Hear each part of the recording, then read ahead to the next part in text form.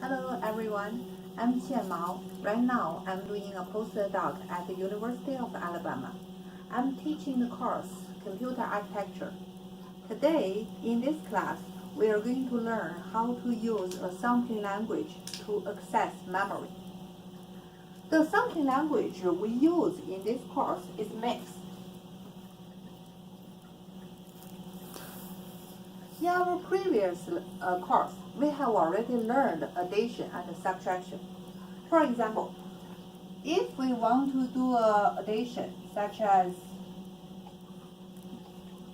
T0 equals to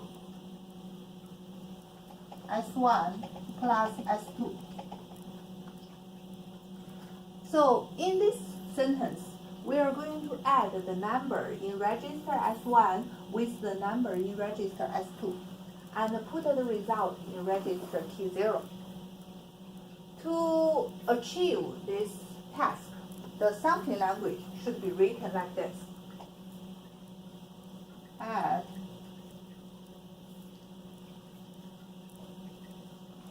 T0 S1 S2. So for this syntax, first the destination, which is T0, should be placed in the first place. And the first operand in addition is here, S1. And the second operand in this addition will be placed in the last location. This is addition. And we have already learned subtraction. For example, if we want to do S0 equals to T1 minus T0 minus T1, then a sampling language should be sub.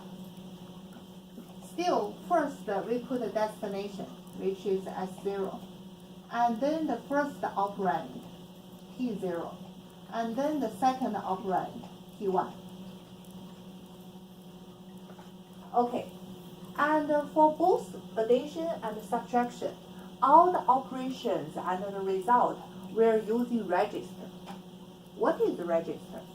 Let's look at the CPU. The structure of a CPU is like this. We have three parts. The first part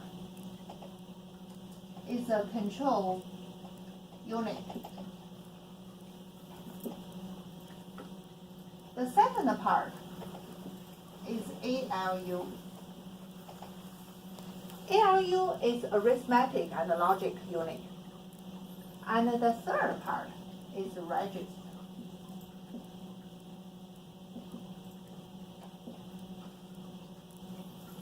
Register is not only have one register. Actually, for MIPS sampling language, we have around 30 registers. And now we already see three of them. T0, S1, S2. So here I have a lot of registers, around 30, and in these two sentences, I'm using three of them. This is CPU. Okay, now the question is, usually in our calculations, we have so many variables that only three registers is not enough. How about if you have 100 variables? Then here you only have 30 registers. It's not enough to use. So the solution is, in addition to register, which can hold numbers, we also have memory. This is my main memory. And the size of this memory is very large. It can hold many variables. So for most variable and constant number, we put it in memory. And when we need to use this number, we go to the memory using the location using the address to find the number, fetch the number, send the number to register, and then we do addition, subtraction, even multiplication, division among registers. So this is the content we're going to learn today, how to access memory. To do that, the operation we are going to use is to load memory and write memory. First, load memory. And one of the most popular sentence is load word. This is the instruction we are going to use. Load word. And first, what is the syntax of load word? Okay, this is how do we use load word. First, destination. And then outside. And then base address. This is the syntax of load word. First, what is the destination? Destination is, okay, we're going to memory, fetch a number, and send this number in one of the registers. And in this load word, this register is the destination. For example, if you want to fetch this number, put this number in register P0, and then P0 gonna be your destination. And then what is outside and base address? To understand this concept, we have to know how does memory store our numbers. For example, if I have an array, the name of this array is 8, and the size of this array maybe is 100. I have 100 words in this array. And now, if I'm interested in this number, A8, which is actually, if I count A from A0 and then A1, so A8 actually is the 9th number in this array. So for example, if I want to fetch number A8 from memory, where is your A8? So now, in my memory, this is the structure of memory. I have many units. For MIPS, each unit has 4 words.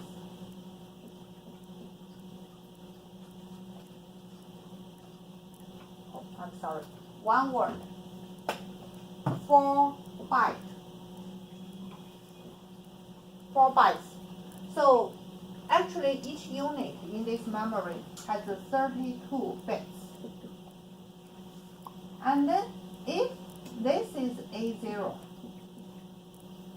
next unit holds A1, next A2, until A8, and maybe more. Maybe more. And then assume the address, okay, address. Assume the address of A0 is 10000. This is address in decimal. And then my question is, what is the address of next element, which is A1? What is this address? 1001. Sorry. 1001 is a good thinking, but not correct answer, because as we mentioned, each unit has 32 bits. Actually, it's 4 bytes. So the address of the next element is 1002. Here, we have to notice that when we count address, we count by byte, not bits, byte. So next one is 1002. 1004. And then, what is the address of the third element, A2, which is 1008. And what is the address of element A8? Can we count? 8 times 4, 1032. 32. Because see here, this is 0, and the next address actually is 1 times 4, and then 2 times 4. So the address of this element is 8 times 4, which is 1032. Okay, now this number, 0, 4, 8, until 32, those are called outside. Those are outside. And the address of your first element, which is A0, this is the base address. So according to this example, here the base address is 1000,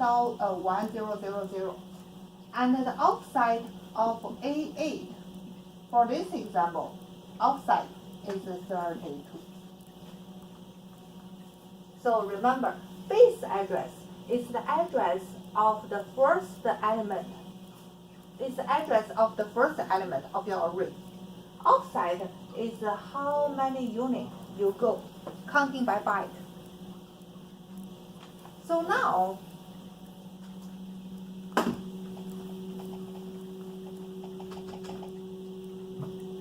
kind of we're closing to the answer, how to write this load sentence. So we already know the destination is one register, outside is 32 for this example. And here, what is the base address? Remember, usually we will put this base address in a register. So for example, assume we already put this base address in register S1. So why we put a base address in a register? Because for array, the base address never change. Unless you move this array to another memory location. If you don't move it, the base address never change. Since it's a constant number, for the convenience, usually people put it in a register, for example, S1. But the outside changes when we access different elements. So 32 may change. Next time, if we want to access A7, it's gonna be 28. So how to write this sentence? Now, load word should be written like this. T0, 32, and S1. So this is our answer, how to write a load sentence. First, destination. Outside for A8 is 32 and base address. So this is after implementing this sentence, we send A8 to register T0. Actually, we send the element, the number of A8 to register T0. Send it here. So now we already load A8 to register.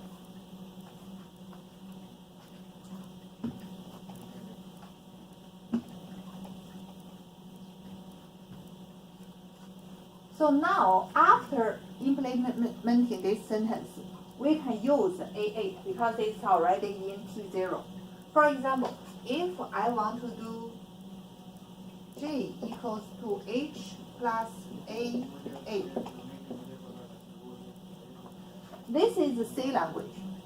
I have two variables, J and H, and I have a constant number which is A8. I want to add A8 together with variable H, put it to J, send the result to variable J. So in assembly language, assume I'm going to use S1 to hold H and S2 to hold J. How do we write this sentence? How do we do it in assembly language? So first, I should load A8. This is A8.